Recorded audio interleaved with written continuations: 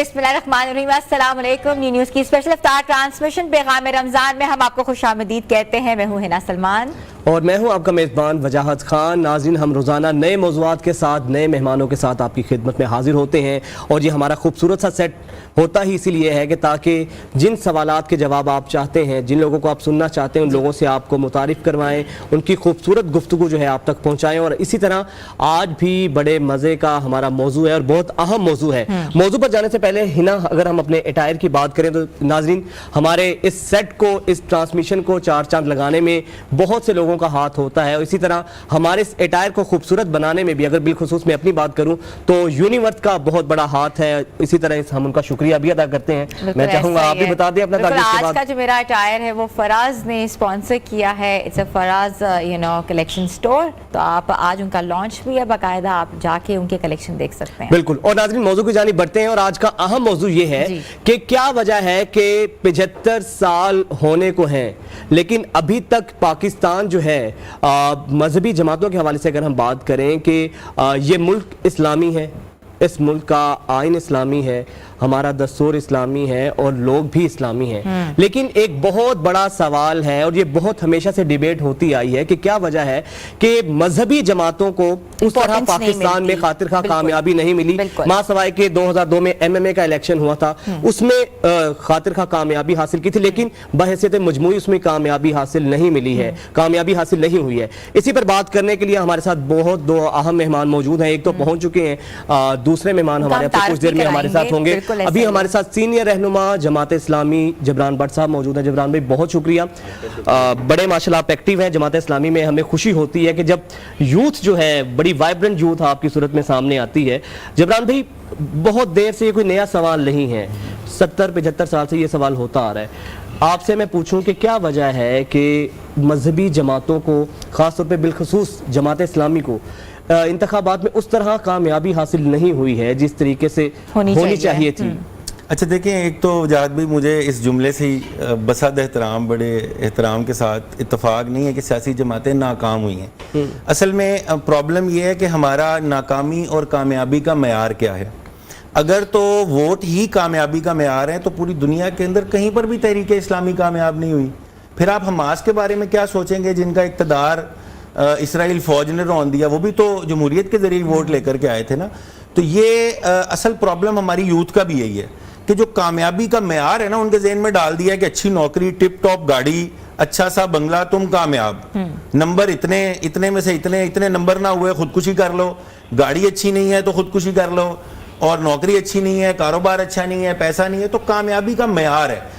दीन के अंदर जो कामयाबी का मेयार है ना, वो ये नहीं है कि वोट कितने मिले।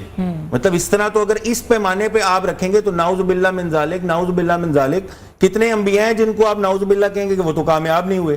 तो हम तो ये तसव्वुर नहीं कर सकते। नूह अलैहिस्सलाम ने कितने साल जद्दोजहद की और कितने लोग उनके साथ कश्ती में सवार थे, उनके अपने बेटे सवार नहीं थे।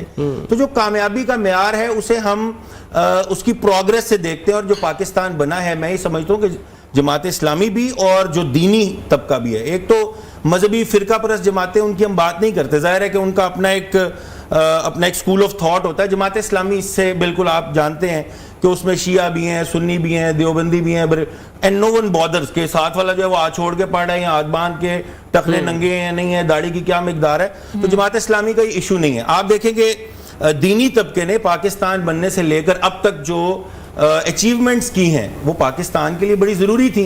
मिसाल के तौर पर अगर हम जमहूरियत की बात करें तो एक खालिस जमहूरियत जो है वो तो खुद मौलाना मौदूदी ने लिखा है कि वो एक फितना है। हम फिर इस जमहूरी अमल के अंदर क्यों आते हैं? क्योंकि 1949 के अंदर प्रीएम्बल पास हुई, कॉन्स्टिट्यूशन की प्रीएम्बल, जिसे हम करारदादे मकासद कहते हैं, और उस प्रीएम्बल के अंदर लिखा हुआ है कि इस पाकिस्तान के अंदर कोई भी लेजिस्लेशन, कोई भी लॉ मेकिंग जो है वो कुरान और सुन्नत से हटकर नहीं होगी। और इसके पास होने पर मौलाना मौदूदी ने बड़ा तारीखी जुमला कहा। वो जेल में थे, उन्हें मुसविदा वहां भेजा गया और उन्होंने कहा कि अब रियासत ने कलमा पढ़ लिया। ये दीनी तबके की, वरना आप सोचेंगे आज अगर मगरिब की जमहूरियत हो, वो तय कर दें कि भी कल से सबने लाल टोपी पहननी है, तो लाल टोपी पहननी पड़ेगी ना। जमहूरियत जो नंगी जमहूरियत है, खालिस जमहूरियत है, वो तो ये है।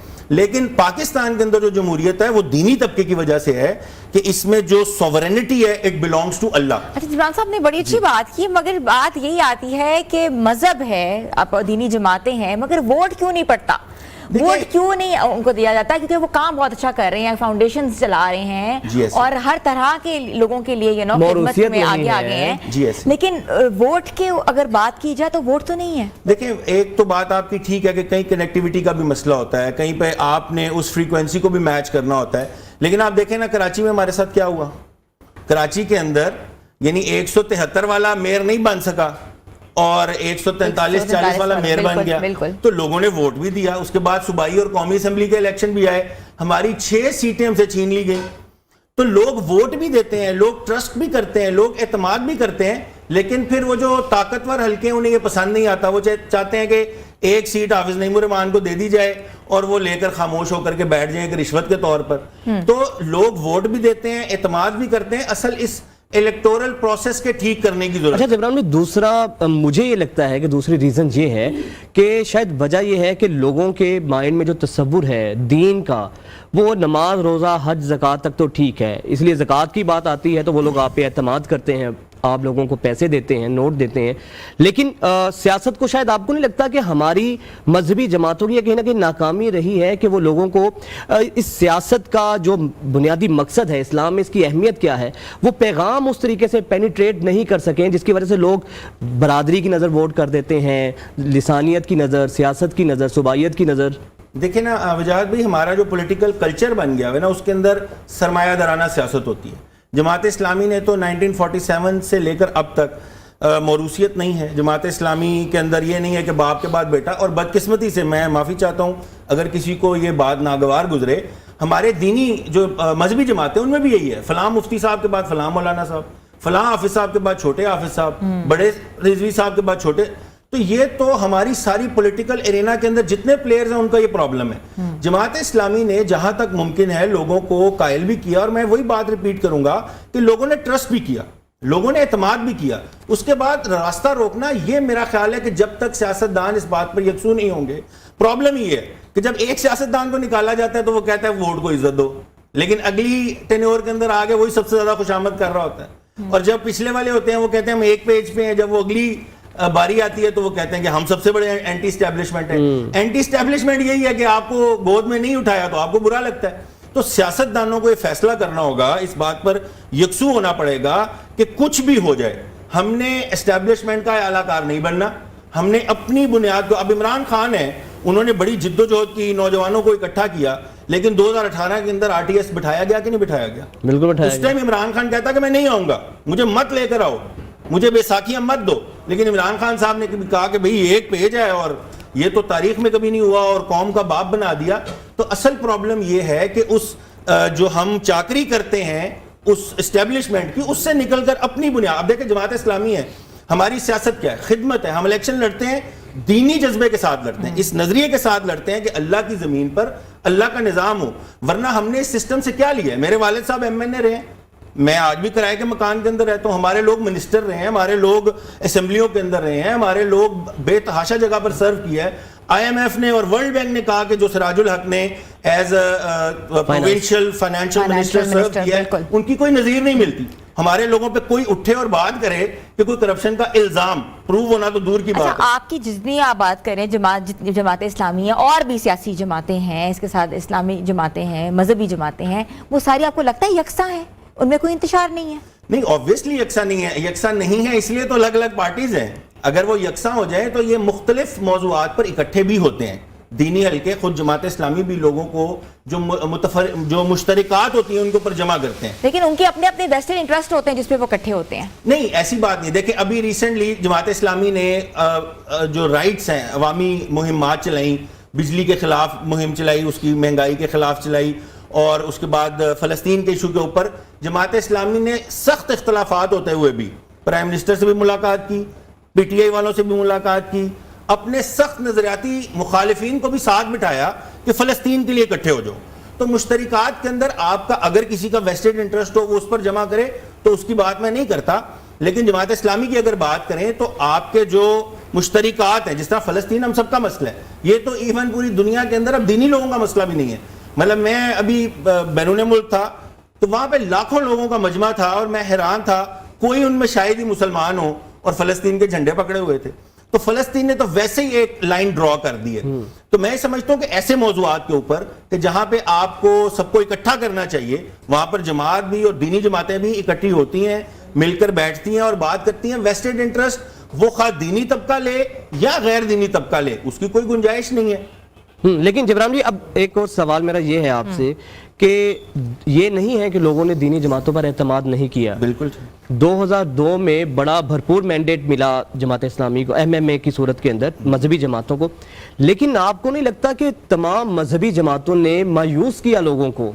بھاری مینڈیٹ ملا KPK میں, اس وقت جو صوبہ سرحد تھا, حکومت ملی, اس کے بعد لوگ جو ہے نا امید ہوئے, انہیں لگا کہ یار یہ مذہبی جماعتوں کو جس اسپرٹ کے ساتھ آنا چاہیے تھا وہ اس میں ناکام ہوئی ہیں, کہیں نہ کہیں خامی تو تھی.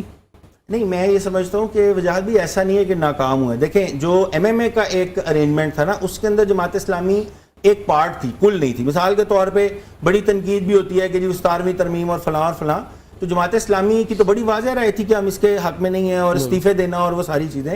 لیکن جماعت اسلامی نے مطلب جہاں پر بھی انہیں جگہ ملی ہے انہوں نے پرفارم کر کے دکھایا. آپ دیکھیں کہ میں نے ابھی سراج الحق صاحب کی مثال دی, ان کے ساتھ جتنے منسٹرز تھے, خود عمران خان اس وقت PTI کے چیئرمین جو ہیں, انہوں نے یہ کہا کہ 2 ہی منسٹر کام کر رہے ہیں جو جماعت اسلامی کے.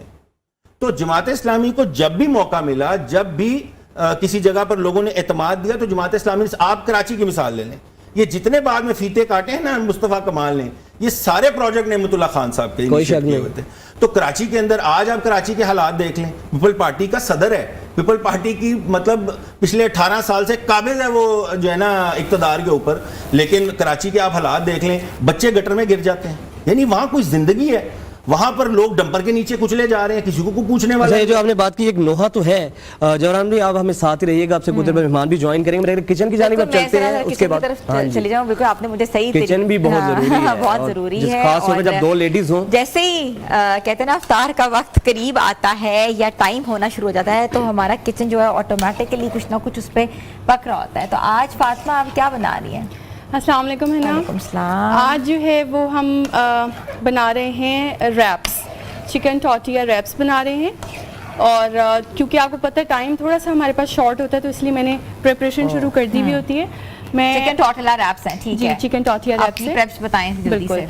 اس کے لیے ہم نے لیا ہے چکن 1 kg, اس کے اندر آپ نے 1 کپ ایڈ کرنی ہے کریم, 1 کپ یوگرٹ. یہ ساری میرینیشن ہے, اور میرینیشن آدھا گھنٹہ کر کے ڈائریکٹلی آپ جو ہے نا اس کو پکانا شروع کر دیتے ہیں. اس میں آپ ایڈ کریں گے red chilli, ginger garlic paste, اس کے علاوہ گرین چلی, اور بٹر جو ہے وہ آپ اس میں تھوڑا سا ایڈ کر سکتے ہیں, ٹیسٹ بہت اچھا آتا ہے.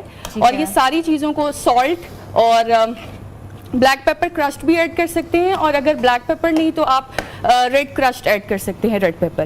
اور اس کے علاوہ جو ہے نا اس کی فلنگ کے اندر جائیں گی کیپسیکم, انین اور کیرٹ, اور اس کو جو ہے نا وہ ہم ٹورٹیا ریپس میں جو ہے وہ ریپ کر کے پھر آپ کو میں ساتھ ساتھ دکھاؤں گی بھی. اس کا جو کوکنگ ٹائم ہے وہ تقریباً 4 to 5 منٹس ہے. جو ہے وہ اگر آپ ہائی ہیٹ پہ کرتے ہیں, اور اگر لو ہیٹ پہ کرتے ہیں تو تقریباً آپ اس کو 15 منٹس جو ہے نا کوک کریں گے. جی بالکل, ٹھیک ہے. تو آج ہماری ریسیپی ہے چکن ٹورٹیا ریپس. اس کے ساتھ ساتھ جو آپ مزید بنائیں گی ہم آپ کے ساتھ کچن میں آتے رہیں گے, پوچھتے رہیں گے, کیونکہ دسترخوان از ویری امپورٹنٹ, اور دسترخوان اچھا سجا ہونا چاہیے, کیونکہ روز ہی آپ کہہ رہے ہوتے ہیں کہ ڈیفرنٹ ریسیپیز بنائیں. تو آج اس کا مطلب ہے امید کر سکتے ہیں ہم سے بنوا لی ہیں. تو ویورز آپ بھی جا کے ٹورٹیا ریپس جو ہیں وہ اپنے گھروں میں بنائیں, کچن میں بنائیں, اور دسترخوان کو خوبصورت طریقے سے سجائیں. ہم نے چھوٹی سی بریک پہ جانا ہے, گفتگو کا سلسلہ جاری ہے, stay tune with us. Welcome back viewers, پیغام رمضان میں آپ کو ایک بار پھر سے خوش آمدید کہتے ہیں. گفتگو کا سلسلہ جاری تھا. جبران بٹ صاحب ہمارے ساتھ موجود ہیں. ہم ان سے بات کر رہے تھے کہ کیوں جو ہے سیاست اور مذہبی جماعتیں جو ہیں ایک دوسرے سے جدا جدا نظر آتی ہیں, کیوں نہیں ایک گٹھ جوڑ ہوتا. اور خاص طور پہ نوجوانوں کے حوالے سے ہم بات کریں گے کہ نوجوانوں کے لیے جو گیپ ہے, کتنا بڑا گیپ ہے. سب سے پہلے تو ان کو مذہب کی طرف لے کر آنا سب سے ایک امپورٹنٹ کام ہے, جو کہ مذہبی جماعتیں اور باقی بھی دوسری جماعتوں کو کل کرنا چاہیے. تو خاص طور پہ مذہبی جماعتوں کو آپ ریپرزینٹ کرتے ہیں, کیسے یہ جو گیپ ہے اس کو فلفل کیا جا سکتا ہے؟ دیکھیں, نوجوان کا نا اصل میں مائنڈ سیٹ سمجھنے کی ضرورت ہے. آج ہمارا پرابلم یہ ہے کہ ہماری جو جنریشن ہے وہ نئی جنریشن کو سمجھ نہیں پاتی. جیسے ہم ریڈیو پہ فریکوینسی میچ کرتے ہیں نا, تو وہ فریکوینسی ہی میچ نہیں کر پا رہی ہوتی. تو ادروائز نوجوانوں کے اندر ہم یہ سمجھتے ہیں کہ بجائے اس کے کہ آپ انہیں جین زی کو تانے دیں, ان کو بیچاروں کو سپریس کریں, میں یہ سمجھتا ہوں کہ جین زی کا پوٹینشیل یہ ہے کہ وہ بنگلہ دیش کے اندر انقلاب لے کر آئے ہیں. کتنے سالہ اقتدار تھا جس کو انہوں نے, اور اقتدار نہیں تھا, آمریت تھی, بدماشی تھی, گنڈا گردی تھی, اور وہ جینزی ہیں جنہوں نے وہ انقلاب برپا کیا ہے اور آرگنائز تھے. اور ہمارے سامنے تو ایک اور مثال بھی ہے نیپال کی, وہ جینزی جو تھی وہ آرگنائز نہیں تھی, تو اس میں جلاؤ گراؤ بھی ہم نے دیکھا. بنگلہ دیش کے اندر آپ کو بہت بڑا واقعہ ایسا توڑ پھوڑ کا, جلاؤ گراؤ کا نہیں ملتا, کیونکہ وہ جینزی آرگنائز تھی. تو جماعت اسلامی اور ہم اپنے طور پہ جو پولیٹیکل پارٹیز ہیں ان کو بھی یہ کوشش کرنی چاہیے کہ وہ دین کے قریب بھی لائیں, اور جو نوجوان کا ایشو ہے, مثال کے طور پہ چونکہ ہم پولیٹیکل پارٹی ہیں اور ہم ڈیفرنٹ سرویز بھی کرواتے ہیں کیونکہ ہم نے نوجوانوں کو ایڈریس کرنا ہوتا ہے. پاکستان کی پاپولیشن کا 65% اس وقت یوتھ ہے. آپ کیسے ممکن ہے کہ اس 65% پاپولیشن کو اگنور کر کے سیاست میں کچھ کر لیں؟ تو ہم ڈفرینٹ سرویز کرواتے ہیں, تو ہمیں تو یہ معلوم ہوا کہ نوجوانوں کے اندر بہت پوٹینشیل ہے. آپ دیکھیں کہ بنو قابل کے جو پروگرام الخدمت نے پورے پاکستان میں کیے, آپ گوادر میں, بہت خوبصورت, گوادر کے اندر کوئی پولیٹیکل پارٹی اتنا بڑا جلسہ کر کے دکھائے. اسی طرح کراچی سے شروع ہونے والا ہے پروگرام بلوچستان کے مختلف علاقوں کے اندر, خیبر کے ڈیفرنٹ علاقوں کے اندر. تو ہماری جو یوتھ ہے وہ تو کام کرنا چاہتی ہے, لیکن ضرورت یہ ہے کہ ہم ان کو بھی کچھ دیں, یعنی ہم انہیں کوئی سکل دیں, ہم انہیں نالج دیں, ہم انہیں آگے بڑھائیں. کہ مذہبی جماعتوں میں سے کوئی لیڈر نکلے گا؟ کیوں نہیں, میں سمجھتا ہوں کہ لیڈرشپ نکل ہی یہاں سے سکتی ہے. لیڈرشپ کا اصل کانسیپٹ ہی ان لوگوں کے پاس ہے جن کے پاس یہ موجود ہے کہ لَقَدْ كَانَ لَكُمْ فِي رَسُولِ اللَّهِ أُسْوَةٌ حَسَنَةٌ. اس سے بہترین لیڈرشپ کی اور ایگزامپل کیا ہے؟ مجھے آپ بتائیں کہ اور کہاں سے لیڈرشپ آ سکتی ہے؟ لیڈرشپ جنریٹ ہی تب ہوگی جب رسول اکرم صلی اللہ علیہ وسلم کی سیرت کے فالوور بنیں گے. اس کے علاوہ تو کوئی ماڈل ہی نہیں ہے. آپ جتنے آپ لبرل یا ایک اس طبقے کو دیکھتے ہیں وہ تو بہت انٹالرنٹ ہے. ہم نے یونیورسٹیز میں ہم پڑھے ہیں, ہم نے جب بھی ڈیبیٹ کی ہے کہا یہ جاتا ہے کہ مذہبی طبقہ بڑا انٹالرنٹ ہے. ہم نے تو اپنے سٹیج شیئر کیے, ان کو دیے ہیں. ہمیں آج تک کسی لبرل نے, کسی نیلے پیلے لال نے ہمیں اپنے سٹیج میں نہیں بلایا. لیکن یہ بھی بات کرنے کی ضرورت ہے نا کہ مذہبی جماعتوں میں کیوں نہیں, کیونکہ لبرل فیکٹرز ہونے پڑیں گے, آنا پڑے گا, تاکہ ایک ہم پاتھ پہ آ کے ایک چیز کو, ایک نیشن کو ایڈریس کر سکیں. بالکل ٹھیک ہے. دیکھیں لبرلزم کی اپنی اپنی ڈیفینیشن ہے. جو ایک سکہ رائج الوقت لبرلزم کی ڈیفینیشن ہے وہ تو اسلام کے ساتھ اس کی ضد ہے. یعنی اسلام تو یہ کہتا ہے کہ Muslim is one who submits his will to almighty Allah. مسلمان ہے ہی وہ, یعنی اللہ تعالیٰ قرآن میں کہتے ہیں نا وما خلقت الجن والانس الا لیعبدون, میں نے تو جنوں اور انسانوں کو پیدا اس لیے کیا تاکہ وہ میری عبادت کریں. اچھا, عبادت کا تصور بگڑ گیا. عبادت یہ کر دیا ہے کہ بس 5 وقت کی نماز ہے, روزہ ہے, حج زکات ہے. یہ عبادت نہیں ہے. عبادت جو ہے وہ لفظ نکلے عبد سے. عبد کہتے ہیں بندے کو, بندہ کہتے ہیں غلام کو.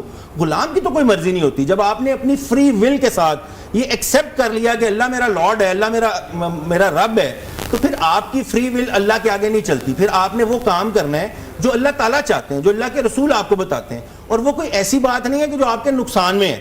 یعنی ایک چیز بنانے والا ہی بتائے گا نا کہ اس کا فائدہ کس میں ہے. یہ کیمرہ بنایا ہے تو میں تو نہیں بتا سکتا اس کیمرے کی اسپیسیفیکیشنز کیا, یہ بنانے والا بتائے گا. میرے ہاتھ میں یہ موبائل فون ہے, میں نہیں بتاؤں گا کہ یہ واٹر پروف ہے, یہ بنانے والا بتائے گا. اسی طرح بندے کو بنانے والی ذات اللہ تعالیٰ کی ہے, اس نے پورا ایک مینول دیا ہے, تو اس نے یہ بتایا ہے کہ انسان کا نفع کس میں ہے. اللہ تعالیٰ نے بتایا ہے انسان کا نقصان کس میں ہے. تو لبرلزم کی جو رائج ایک اس کی ڈیفینیشن ہے وہ اسلام کے ساتھ کانٹراڈکٹری ہے. اسلام آپ کی شخصی آزادی کو کہیں سلب نہیں کرتا. آپ اگر مطلب کوئی بھی آپ اپنی شخصی آزادی سے کوئی کام کرنا چاہتے ہیں وہ آپ کا میٹر. ہم اسی پہ بات کرنا چاہتے ہیں, لبرلزم اور جو کانٹرڈکشن.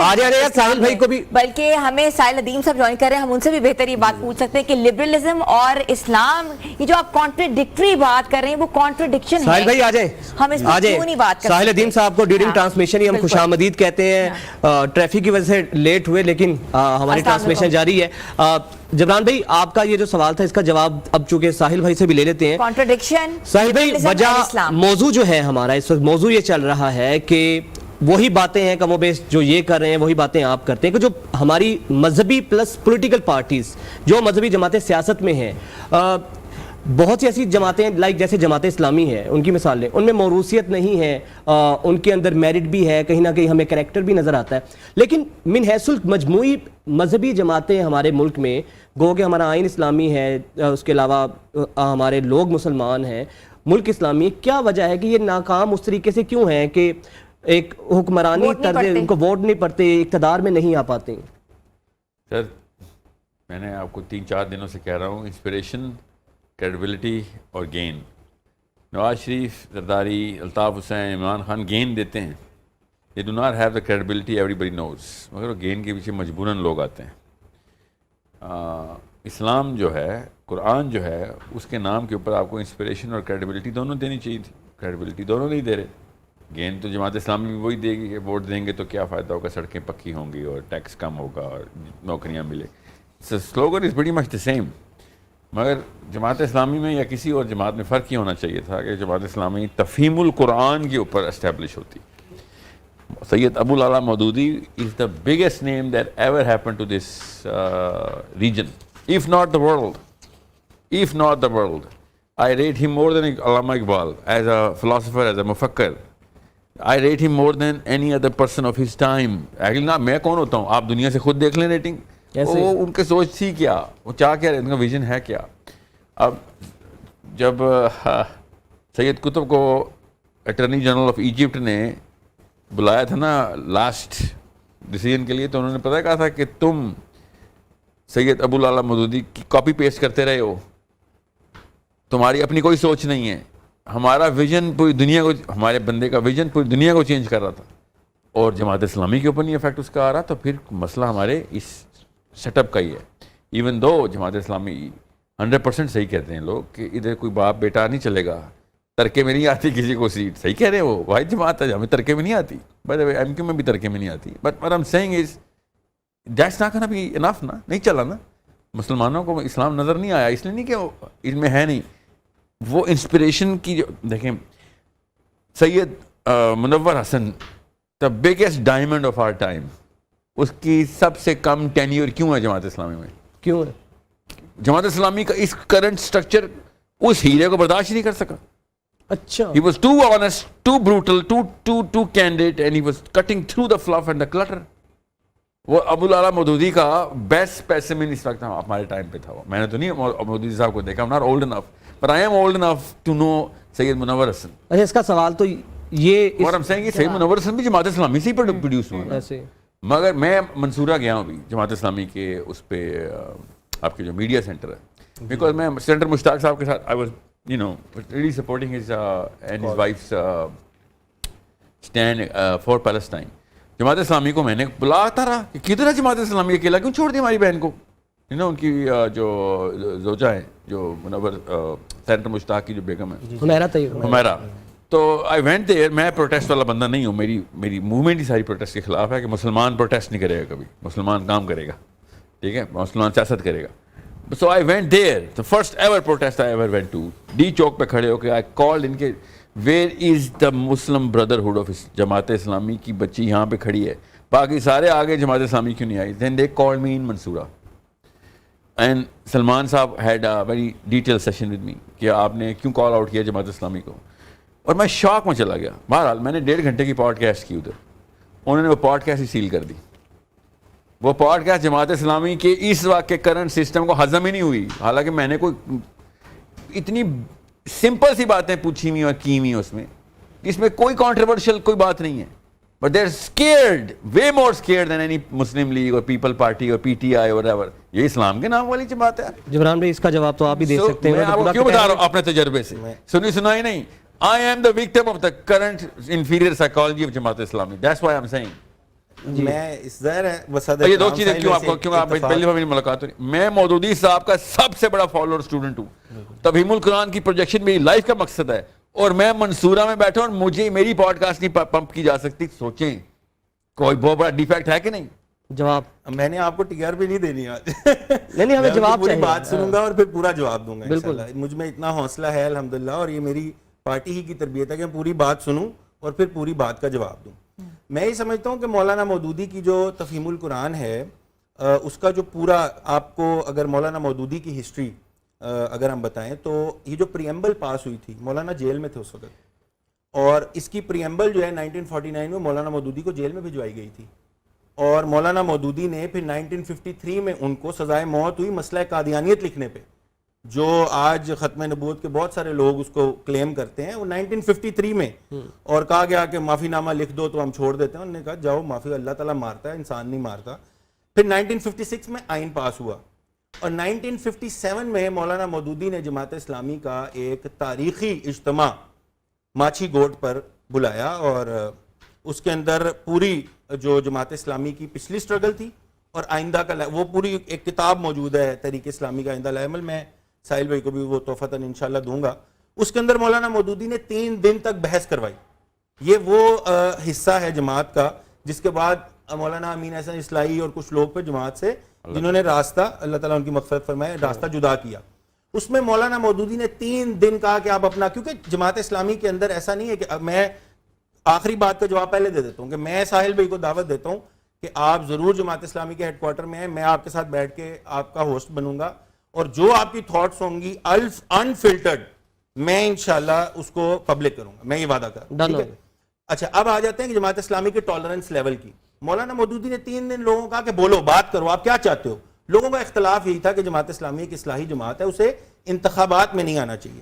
مولانا مودودی کا یہ موقف تھا کہ اقامت دین جس کی پولیٹیکل ساری اس کی بات ساحل بھائی بھی کرتے ہیں، اس کا طریقہ اب یہی ہے کہ ہم انتخابات کے اندر اتریں اور رایامہ کو ہموار کرتے ہوئے ووٹ کے ذریعے تبدیلی لائیں.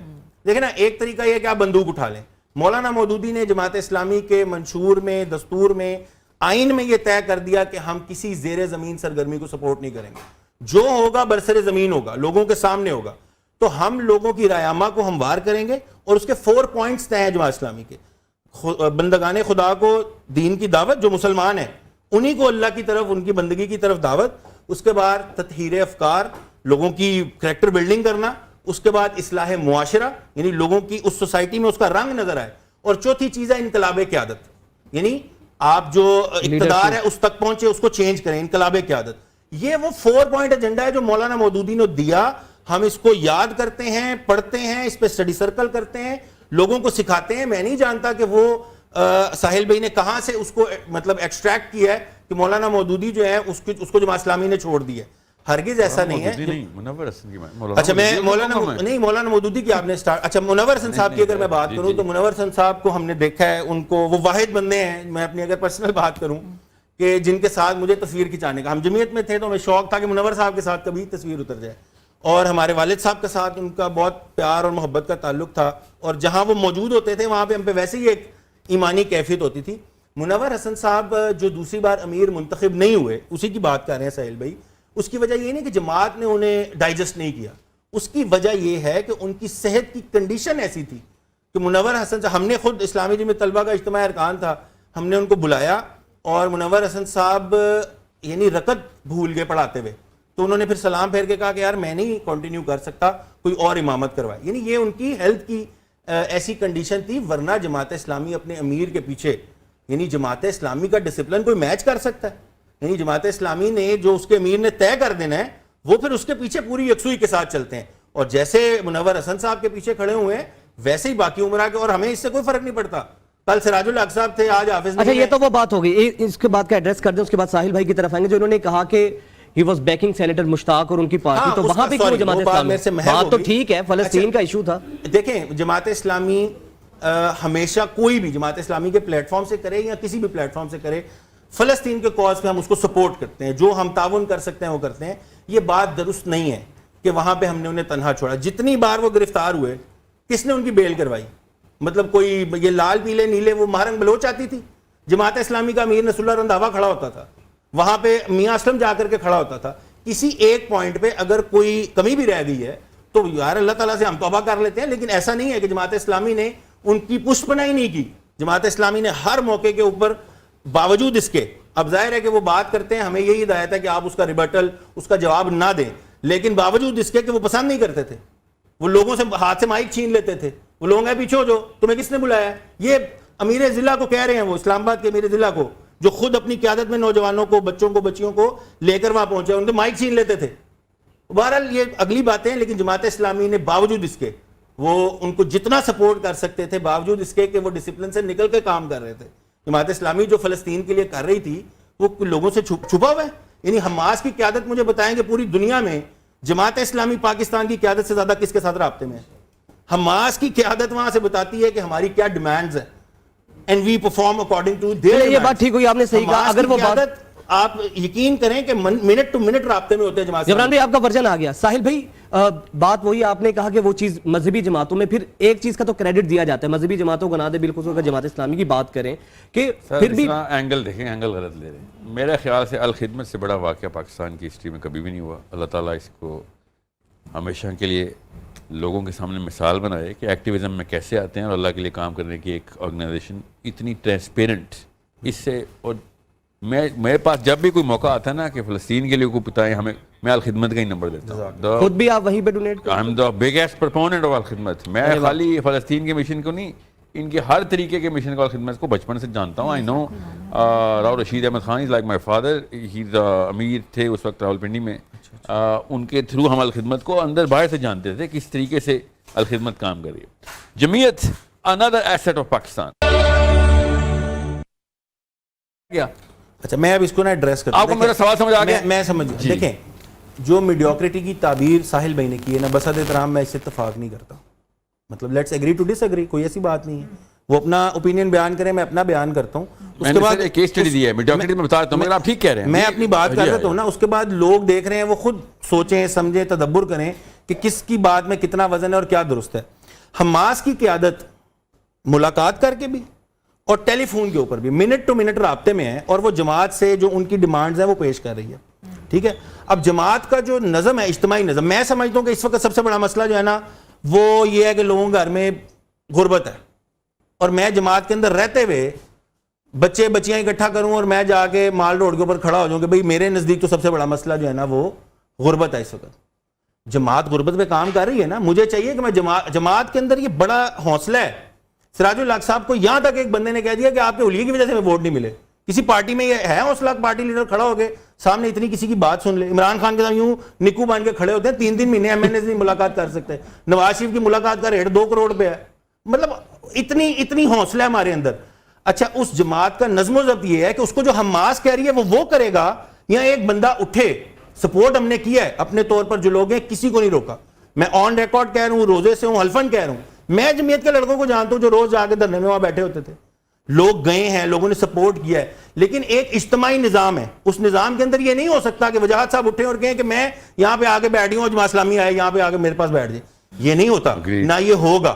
یہ ڈیزاسٹر ہے. اس طرح تو جماعتیں چلتی نہیں ہیں. وہاں سے مولانا ہدایت الرحمان اٹھے کہ جی میں گوادر جو ہے نا فلسطین واسطے بہ گیا ہوں, جماعت اسلامی آتے آ جائے. یار یہ ہوتا ہے پارٹیز کے اندر. جماعت اسلامی کے اندر ایک ڈسپلن ہے.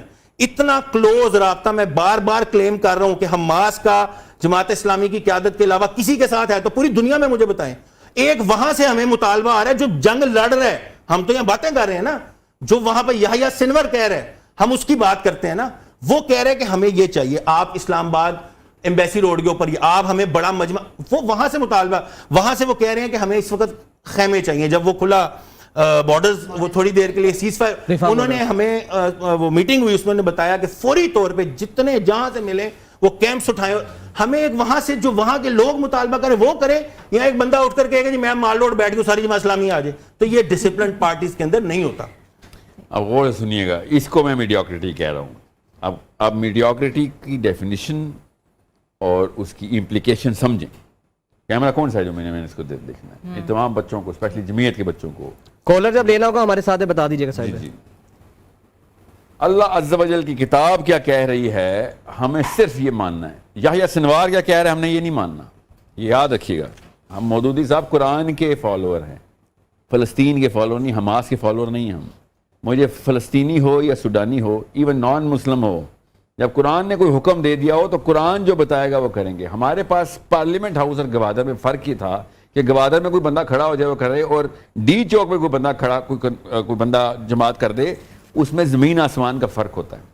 اب ہمیرا ہماری بہن وہاں کھڑی ہوئی تھی, اس کو چینل کرنے کے لیے میں نے قرآن کی آیت پوری کروانی تھی. یحییٰ سنوار کی ڈیمانڈ کیا تھی, ہمیں خیمے دے دیں اب یہ کرنے, کیونکہ اس کو پتا تھا کہ یار آپ لوگ پولیٹیکلی پاور میں ہیں ہی نہیں, آپ آرمی نہیں دے سکتے, آپ ٹاما ہاکس نہیں دے سکتے, آپ نیوکس نہیں دے سکتے, آپ F-16 نہیں دے سکتے, آپ خیمے دے سکتے ہیں. یہ میڈیوکریٹی ہے.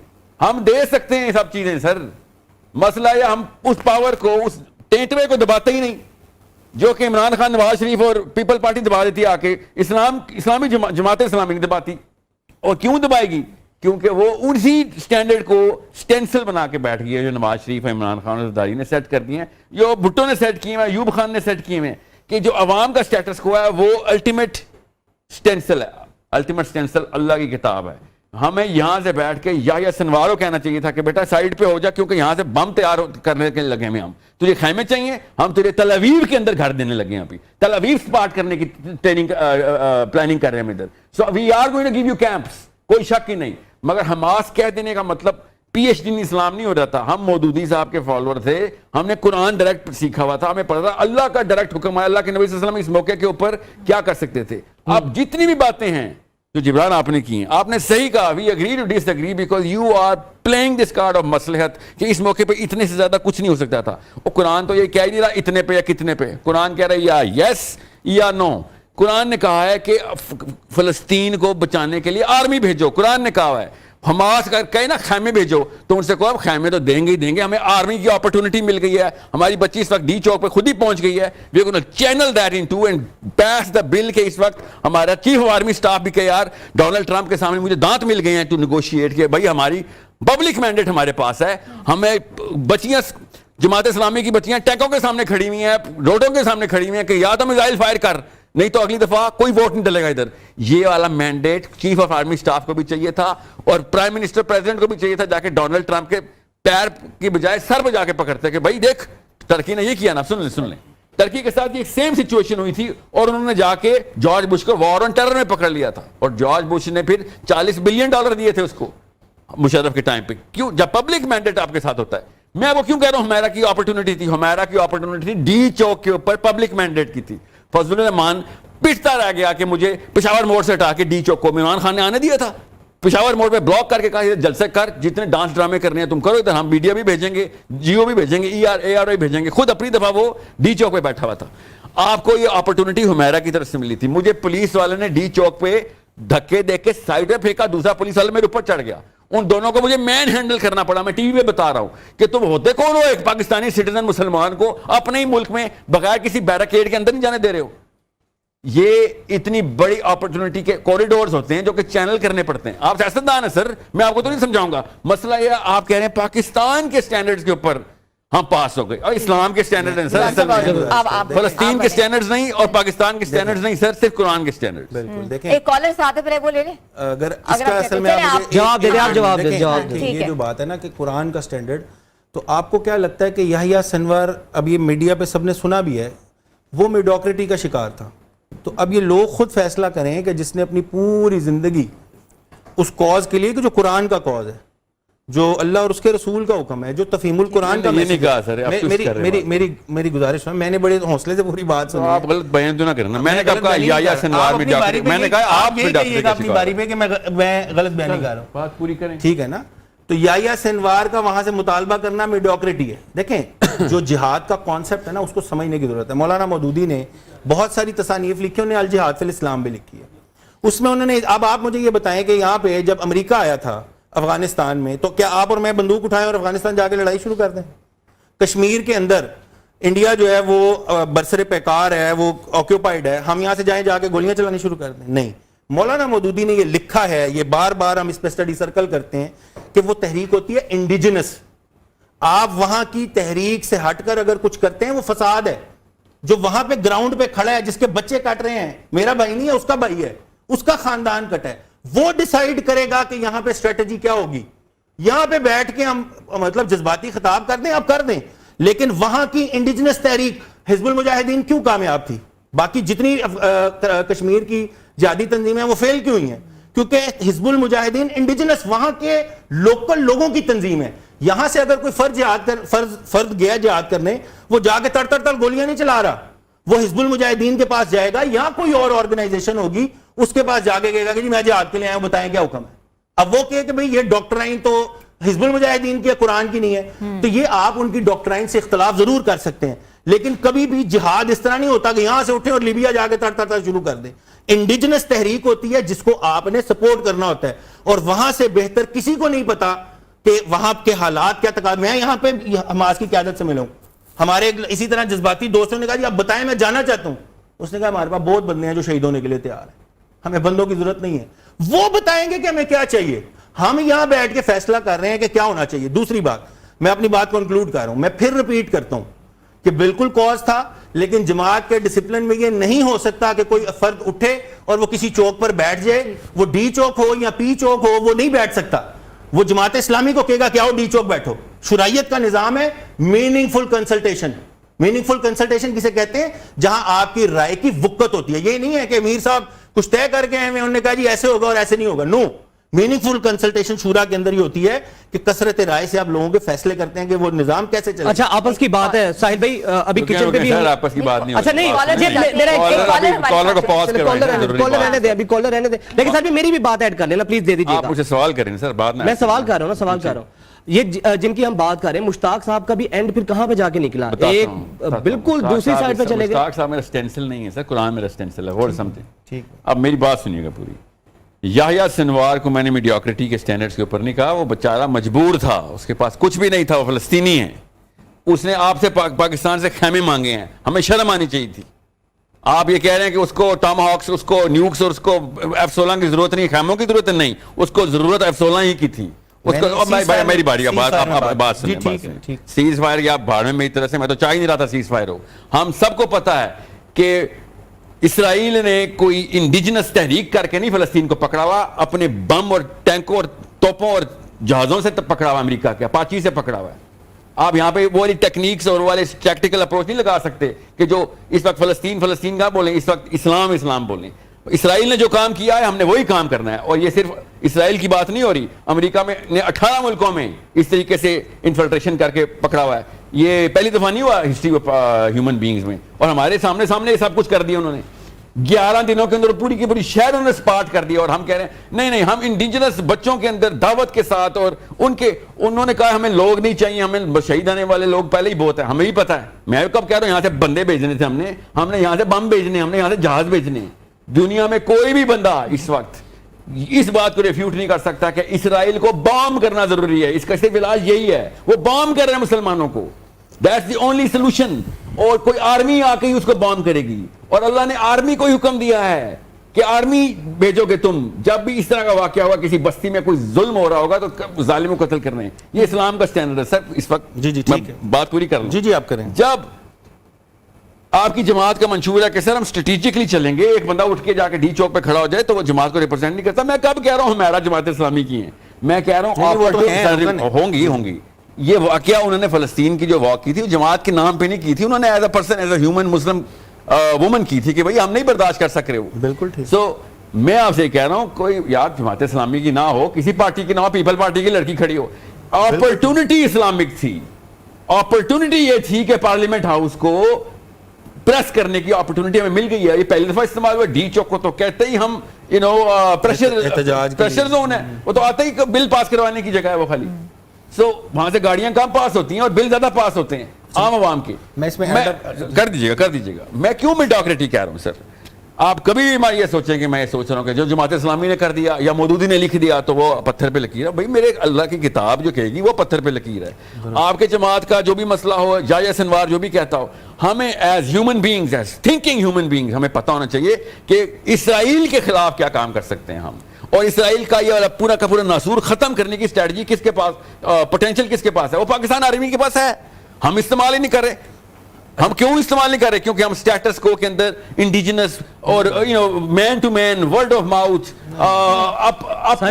کشمیر, مطلب کشمیر کا حل کس کو نہیں پتا کہ انڈیا کا گلا وہاں سے ٹیٹوا دبا دینے کو کشمیر کا حل ہے. اصل میں وہ جتنا مرضی آپ اس کو پولیٹیکل رنگ دیں, اصل میں اس کا حل یہی ہے کہ پاکستان اور انڈیا ایک دفعہ فیصلہ کر لیں کہ کس کا ہے کشمیر. مگر میں کشمیر کی طرف اس لیے جاتا ہوں کیونکہ کشمیر کی لوکل پاپولیشن اس وقت انہوں نے جس طریقے سے کمپلیکس ایکویشن میں ڈال دیا. اسرائیل نے فلسطین نے ایسے نہیں کیا. سن لیں سر, ٹائم کم ہے. اب سر بے شک ٹائم کم ہو, یہ ایک بات پوری کر لیں. ٹائم کم ہے سر. جہاں پہ نا جب بھی علماء کرام لمبی تمہیدی والے لیکچر دے رہے ہوتے ہیں, میں اس وقت اس لیے سن رہا ہوتا ہوں کہ مجھے پتا ہے ان کی ٹریننگ ایسی ہوئی ہے.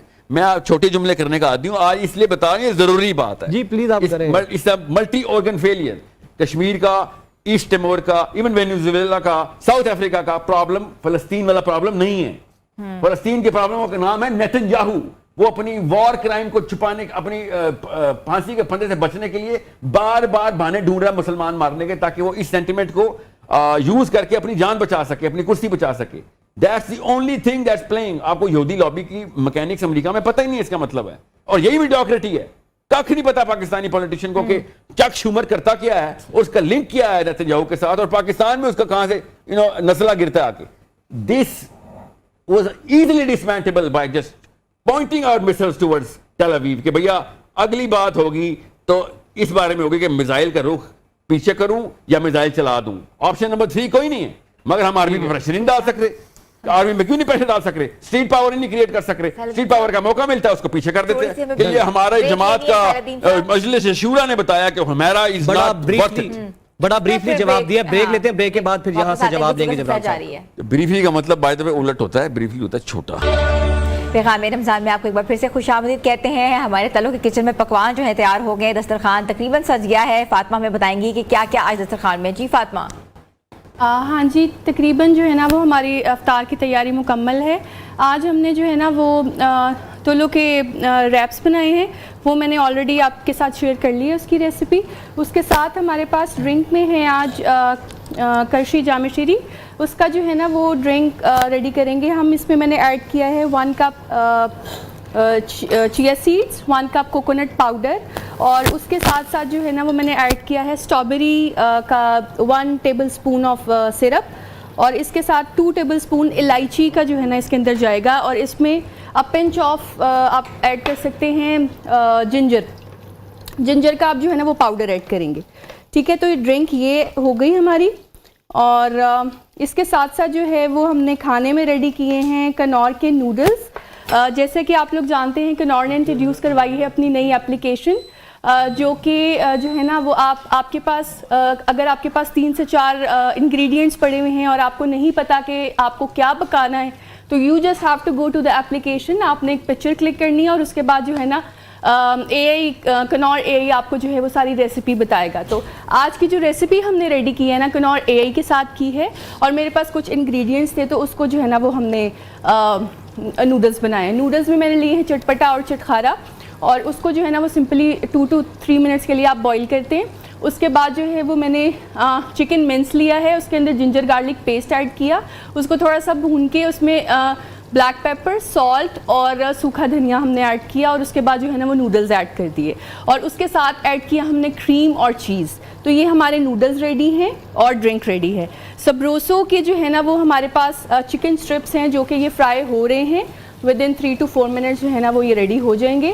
اور اس کے علاوہ ہمارے پاس ایک ڈرنک ہے, وہ جو ہے نا پھر ہم آپ کو لاسٹ میں ڈیفینیٹلی. فاطمہ آپ اپنا پورا دسترخوان مینیو جو آپ نے تیار کیا ہے اس کو آپ لے آؤٹ کریں, ڈش آؤٹ کریں. Welcome back to you. تو ویوز آج جو ہمارے پاس جو مہمان خاص ہیں وہ 30 سال سے جو ہیں وہ شوکت خانم cancer memorial hospital research centre سے وابستہ ہیں. اب وہ لاہور اور پشاور پاکستان میں شوکت خانم memorial cancer hospital research centre کے چیف میڈیکل آفیسر ہیں, اور گیسٹرونٹرولوجی اور میدے کے نظام و ہضم کی بیماریاں ہوں, انٹرنل میڈیسن ہو, انہوں نے برطانیہ سے ڈگری حاصل کی ہے, اور یہاں وہ سرو بھی کر رہے ہیں. اور شوکت خانم ہاسپٹل آپ کو سب پتہ ہے کہ کینسر ریسرچ ہاسپٹل ہے, جہاں ہزاروں کی تعداد میں جو مریض ہیں وہ اپنا علاج کراتے ہیں اور اس کے ساتھ ساتھ صحتیاب بھی ہوتے ہیں. اور ہمارے ساتھ موجود ہیں ڈاکٹر عاصم یوسف, چیف میڈیکل آفیسر شوکت خانم میموریل کینسر ہاسپٹل. جی کو ویلکم کرتی ہوں. السلام علیکم سر. سر کیسے ہیں آپ؟ سر کینسر کو کہا جاتا ہے جان لیوا بیماری ہے, اس نوشن کو ہم آج یہ کہہ سکتے ہیں کہ جان لیوا نہیں ہے؟ جی, اکثر کیسز میں زیادہ تر کیسز میں کینسر کا مکمل علاج ممکن ہے اگر وہ ارلی سٹیج میں ڈائگنوز ہو جائے تو. اور ہم نے بھی ایمفسائز ہمیشہ یہی کیا ہے کہ ارلی ڈیٹیکشن اور ارلی ڈائگنوسس بہت ضروری ہے. ارلی سٹیجز میں زیادہ تر کینسرز جو ہیں ان کا علاج ہو سکتا ہے. اچھا سر, یہ بتائیے گا کہ نو ڈاؤٹ کہ ایک ٹریڈ مارک کی حیثیت رکھتا ہے شوکت خانم ہاسپٹل, غریب آدمی بھی عام آدمی بھی یہاں سے علاج کرواتا ہے. سر آپ کوانٹٹی کے ساتھ کوالٹی کو کیسے میٹ کرتے ہیں؟ یہ بہت بڑا چیلنج ہوتا ہے اس کاسٹ کو لے کر, پھر اس انٹرنیشنل سٹینڈرڈس کو لے کر میٹ کرنا, اس کو کیسے میک شور کرتے ہیں؟ اس کے لیے جی ہم نے بہت سارے کوششیں کی ہیں اوور دا لاسٹ 3 decades. ہم نے ہمیشہ کوالٹی کو ایمفسائز کیا ہے, اور اب 2018 سے ہمارے پاس کوالٹی سرٹیفیکیشن بھی ہے جوائنٹ کمیشن کی. ہمارے تمام جو فیسلٹیز ہیں پاکستان میں وہ جوائنٹ کمیشن سے ریکگنائزڈ ہیں. یہ ایک US کا ادارہ ہے جو آڈٹ کرتا ہے ہاسپٹلس کا اوورسیز اور سرٹیفائی کرتا ہے کہ وہ US اسٹینڈرڈس پہ ہی آپریٹ کر رہے ہیں. تو ہم پاکستان کی واحد آرگنائزیشن ہے ہیلتھ کیئر میں جس کے پاس JCI انٹرپرائز ایکریڈیٹیشن ہے, جس میں تمام فیسلٹیز کو انہوں نے ریویو. دوسرا سر پھر یہ بھی بتائیے گا کہ یہ بہت ایک اہم کوسچن ہے ہمارے ویورس, نو ڈاؤٹ بہت بڑی تعداد میں کینسر کو لے کے پاکستان میں آئی تھنک شوکت خانم سے بڑھ کر کوئی ایسا ہاسپٹل نہیں ہے جو اپنی سروسز دے رہا ہے. سر ایک عام آدمی جس کے پاس وسائل نہیں ہیں, ریسورسز نہیں ہیں, اس کا کیا پیرامیٹر ہے کہ وہ کس طریقے سے جا کے اپنے آپ کو وہاں پر جا کے اپنا مفت علاج کروا سکتا ہے؟ سو ہمارے لاہور, پشاور اور کراچی میں واک ان کلینکس ہیں. کراچی میں 2 ہیں, لاہور میں 1 ہے, پشاور میں 1 ہے. ان کلینکس میں کوئی بھی مریض جن کو تشخیص ہوئی بھی ہو کہ کینسر ہے یا جن کو شک ہو کہ ان کو کینسر ہے, وہ فری آ کے ہمارے ڈاکٹر سے چیک کروا سکتے ہیں. جتنے ٹیسٹ ہو چکے ہوتے ہیں وہ ہم ریویو کرتے ہیں. اگر واقعی کینسر ہے اور ایسی سٹیج پہ ہے جس کی ہم مدد کر سکتے ہیں تو وہاں سے ہم ایکسیپٹ کرتے ہیں پیشنٹس کو. پچھلے سال 2025 میں ہم نے لاہور اور پشاور میں ملا کے 14,500 نئے کینسر پیشنٹس ایکسیپٹ کیے ٹریٹمنٹ کے لیے, اور اس کے علاوہ تقریباً 35,000 مریض ایسے ہوتے ہیں جن کا ایکٹیو ٹریٹمنٹ ہو چکا ہوتا ہے لیکن وہ فالو اپ میں ہوتے ہیں, 5 سال تک وہ آتے رہتے ہیں, ٹیسٹس ہوتے ہیں. تو کسی بھی وقت تقریباً 50,000 مریض ہمارے پاس ہوتے ہیں انڈر ٹریٹمنٹ. اسی لیے ہم اب تیسرا ہسپتال کراچی میں بنا رہے ہیں جو کہ ہمارا سب سے بڑا ہسپتال ہوگا. وہ انشاءاللہ اس سال دسمبر میں کھل جائے گا. وہاں پہ بھی 75% سے زیادہ فری علاج کیا جائے گا مریضوں کا, اور اس جب وہ کھل جائے گا اور فلی فنکشنل ہوگا تو ہماری انٹیک تقریباً ڈبل ہو جائے گی. کون کون سے جو کینسر کے جو شعبوں سے ڈفرینٹ ڈپارٹمنٹس جو ہے وہ انٹروڈیوس کرائے گئے ہیں, اور کوئی نیا جو کینسر کا علاج ہے وہ کوئی آپ لوگوں نے انٹروڈیوس کرایا ہے ریسنٹلی؟ جی, سو ہمارے پاس تمام ڈائگنوسٹک اور ٹریٹمنٹ فیسلٹیز ہیں ایک چھت کے نیچے, لاہور میں بھی, پشاور میں بھی. تمام جو موڈیلٹیز ہیں کینسر ٹریٹمنٹ کی, چاہے وہ کیموتھراپی دوائیوں سے ہو یا بجلی کی شعاؤں سے ہو یا جراحی سرجری سے ہو. ابھی بالکل ریسنٹلی انفیکٹ آج ہم نے وہ کانٹریکٹ سائن کیا ہے, ہم اپنے سارے ہاسپٹلز میں روبوٹک سرجری شروع کرا رہے ہیں. تو انشاءاللہ 3 سے 4 مہینے میں روبوٹک سرجری شروع ہو جائے گی. ہم پہلا کینسر ہاسپٹل ہوں گے جہاں پہ وہ فیسلٹی اویلیبل ہوگی. لیٹسٹ ریڈیشن ٹریٹمنٹ فیسلٹیز ہیں ہمارے پاس, بجلی کی شعاؤں سے جو علاج ہوتا ہے, اور یہی تمام نئی فیسلٹیز اور لیٹسٹ ٹیکنالوجی ہم کراچی کے لیے بھی انٹروڈیوس کر رہے ہیں. اچھا سر, دوسرا یہ بھی بتائیے گا کہ جیسے ایک لاہور میں یہ آپ کا ہاسپٹل ہے, تو کوئی آپ کا پیرامیٹر ہے اگر کوئی بندہ کسی اور پروونس سے آتا ہے ٹریٹمنٹ کروانے, تو کیسے ڈویژن کیسے ہے کہ برڈن سارا ایک ہاسپٹل پہ نہ پڑے؟ اس کے لیے کوئی آپ کی کوئی میکینزم ہے اس کو لے کر؟ جی بالکل. سو پہلی بات یہ کہ ہم کسی کو بھی روکتے نہیں بیسڈ آن ایتھنیسٹی پہ یا مذہب پہ یا نیشنلٹی پہ یا کسی چیز پہ بھی. ہم صرف کینسر سٹیج اور diagnosis but as a managerial issues کے. جی, سو ہم نے دیکھا کہ تقریباً 30% مریض جو لاہور میں آتے تھے وہ KPK اور افغانستان سے آتے تھے. اسی لیے ہم نے دوسرا ہسپتال پشاور میں کھولا کہ ان مریضوں کو آسانی ہو, ان کے گھر کے قریب ہاسپٹل ہو, آسانی آنا جانا آسان ہو. فار ایڈمنسٹریٹو پرپسز ہم یہ کرتے ہیں کہ جو اٹک سے اوپر مریض جتنے ہوتے ہیں ان کو ہم پریفرینشلی کہتے ہیں کہ وہ پشاور میں علاج کریں, اور جو اس سے نیچے اٹک سے نیچے جتنے ہیں جیوگرافکلی ساؤتھ آف اٹک, ان کو ہم لاہور میں ٹریٹ کرتے ہیں.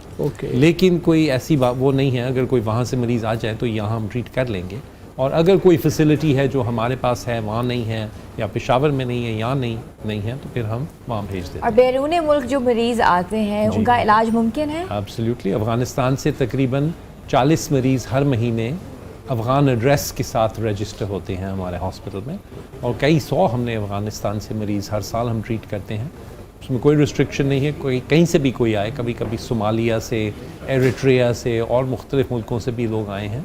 ہم صرف دیکھتے ہیں کہ انسان ہے, کینسر ہے, کون سا والا کینسر ہے, کون سی سٹیج پہ ہے, اگر ہم مدد کر سکتے ہیں تو ہم ایکسیپٹ کرتے ہیں. شوکت خانم کے جو بڑی ٹرانسپیرنسی ہے according to if we talk about funds and fund generating, fund raises ہوتے ہیں پراپرلی, لوگ جو ہیں وہ کس طریقے سے جو بیرون لوگ بیٹھے ہوئے ہیں وہ کہاں آپ کو فنڈ دے سکتے ہیں تاکہ غریبوں کا علاج ہو سکے؟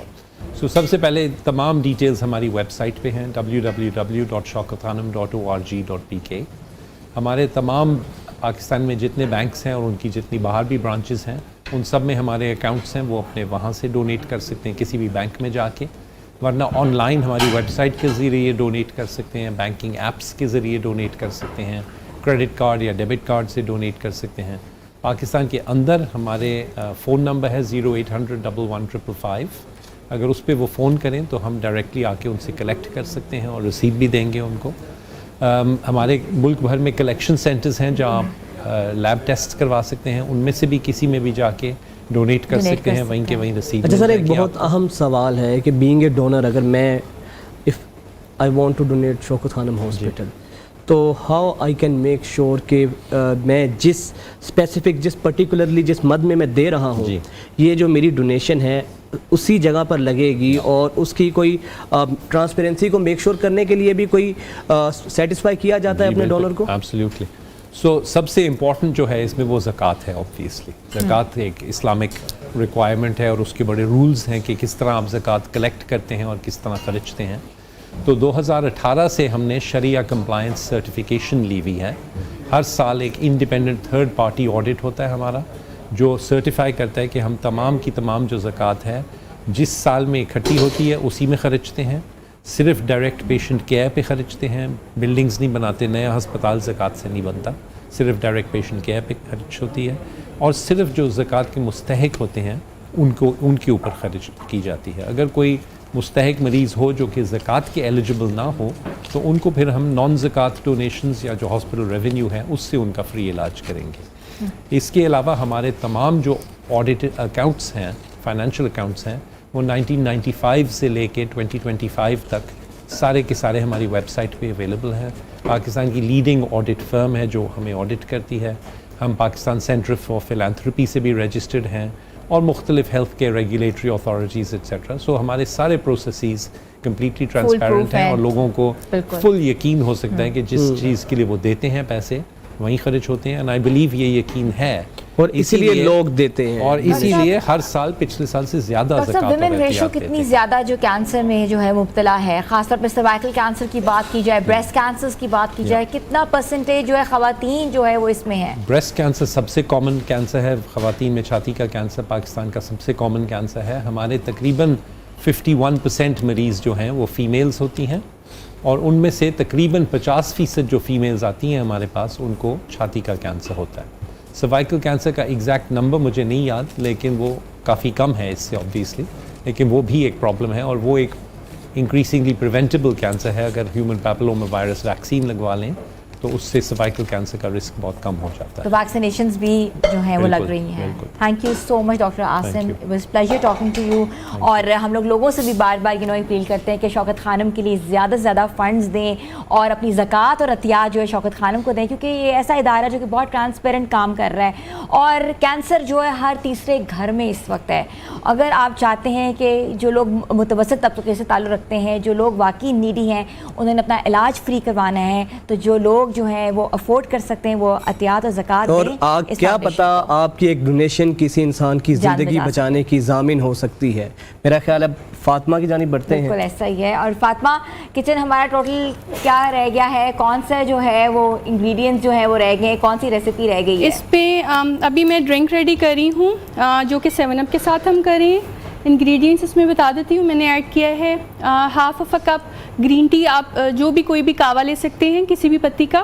اس کے ساتھ میں نے لیا ہے 3/4 کپ ایپل کا جوس.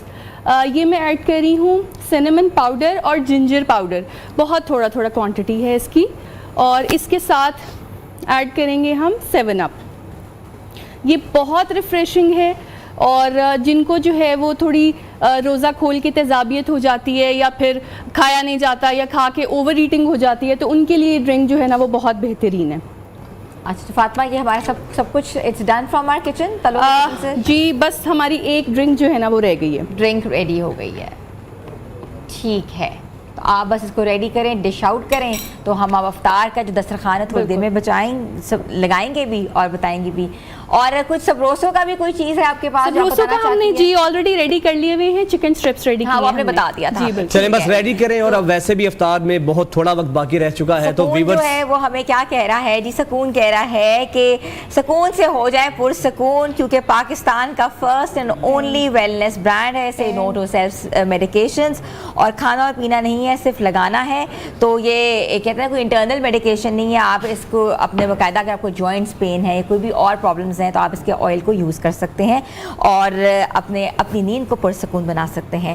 تو ویوز جو برانڈ جو ہے وہ ہمارے سامنے بھی پڑا ہوا ہے, اس کی پروڈکٹس بھی ہمارے سامنے پڑی ہوئی ہیں. اس میں جوائنٹ آن ہے, اس میں جو ہے وہ کہتے ہیں ہیئرس کے نیلز کی ٹریٹمنٹ ہے, اور اس کے ساتھ ساتھ اور بھی بہت سی نیزل ڈراپس بھی ہیں, اس کے اور بھی بہت سی ٹریٹمنٹس ہیں جو آپ اس برانڈ کو لے کے آپ یوز کر سکتے ہیں اور دیکھ سکتے ہیں آپ کو کتنا فائدہ ہوگا. تو ویوز آج کا پروگرام کیسا لگا, اپنا فیڈ بیک ضرور دیجیے گا. آپ کا فیڈ بیک ہمارے لیے بہت ضروری ہے. ہمارے سوشل پیجز پہ جا کے جو ہے کامنٹ بھی کریں, مزید بتائیں کہ کون سا کانٹینٹ دیکھنا چاہتے ہیں. اپنی ہوسٹ حنا سلمان اور وجال خان کو اجازت دیں, ملیں گے کل نئے پروگرام کے ساتھ. رمضان سے اتنا ہی.